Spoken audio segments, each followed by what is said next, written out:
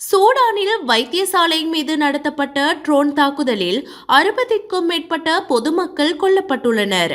சூடானில் ராணுவம் மற்றும் துணை ராணுவத்திற்கு இடையே நீண்ட காலமாக தொடர்ந்து வரும் அதிகார போராட்டம் நாட்டின் அமைதி மற்றும் பொதுமக்களின் வாழ்க்கையை பெரிதும் பாதித்து வருகிறது. இவ்விரு தரப்பினருக்கும் இடையேயான மோதல்கள் காரணமாக ஏற்படும் மனிதநேய நெருக்கடி நாளுக்கு நாள் அதிகரித்து வருகிறது. இந்த உள்நாட்டு போரின் கொடூர எடுத்துக்காட்டும் வகையில் சூடானின் டார்பூர் பகுதியில் உள்ள எல் பஷாரில் செயல்பட்டு வந்த ஒரு வைத்தியசாலை ஆளில்லா விமானம் மூலம் தாக்கப்பட்டுள்ளது. இந்த தாக்குதலில் 67 அப்பாவி பொதுமக்கள் உயிரிழந்துள்ளனர். மேலும் பலர் படுகாயமடைந்துள்ளனர். ஒரு வைத்தியசாலை போன்ற பாதுகாக்கப்பட வேண்டிய இடத்தை தாக்குவது மனித நேயத்திற்கு எதிரான செயலாகும் என தெரிவித்து இந்த கொடூர செயலுக்கு உலக நாடுகள் பலவும் கண்டனம் தெரிவித்துள்ளன.